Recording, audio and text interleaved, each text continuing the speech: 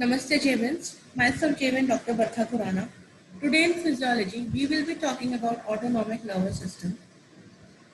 If you talk about nervous system, it is divided into central nervous system and peripheral nervous system. The peripheral nervous system is further divided into afferent and efferent divisions. The afferent divisions carry sensory inputs, whereas the efferent division is considered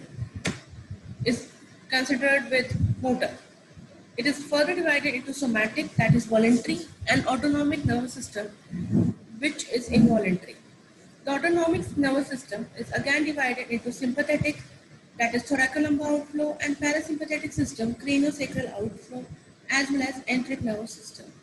The sympathetic system comes from the thoracic and lumbar regions, T1 to L2, L3 of the spinal cord, whereas the parasympathetic system comes from brainstem, the cranial nerves 3rd, 7th, 9th, and 10th, or the sacral spinal cord S2, S3, S4. Here you can see the diagram of the distribution of the spinal nerves and the bones of spinal column. The autonomic nervous system is involved in a complex of reflex activities which depend on sensory input to the brain or spinal cord and on motor output. The majority of organs of the body are supplied by both sympathetic and parasympathetic nerves, which have opposite effects that are finely balanced to ensure the optimum functioning of the organ. If we talk about autonomic nervous system, it is a complex set of neurons that mediate internal homeostasis without conscious intervention or voluntary control.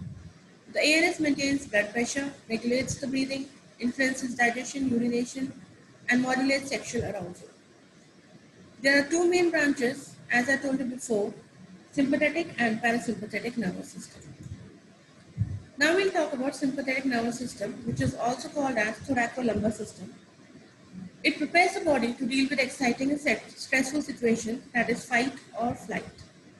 The neurons convey impulses from the origin in the hypothalamus, reticular formation, and medulla oblongata to affected organs and tissues.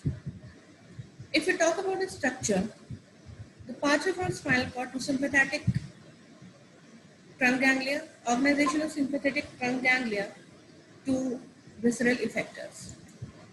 Here you can see the diagram.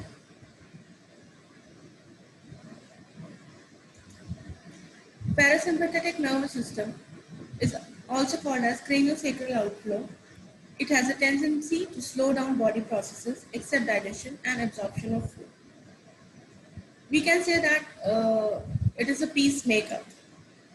If we talk about the structure, the cranial parasympathetic outflow consists of preganglionic axons that extend from the brainstem in 4 cranial nerves. The cranial outflow for 4 pairs of ganglia and the ganglia associated with vagus nerve. The sacral parasympathetic outflow consists of preganglionic axons and anterior roots of the 2nd through 4th sacral spinal nerves. This is the diagram of different muscles and organs, and how does the parasympathetic division affect it? Like in kidney, urine secretion is increased, in liver, the blood vessels dilated, and so on.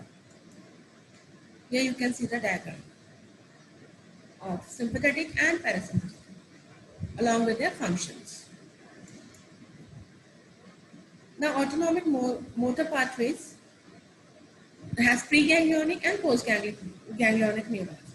In sympathetic division, the preganglionic neurons have the cell bodies in lateral walls of gray matter in 12 thoracic segments, and in parasympathetic division, the preganglionic neurons have the cell bodies in nuclei of 4 cranial nerves in the brainstem. The preganglionic neurons are autonomic ganglia, which has sympathetic and parasympathetic ganglia.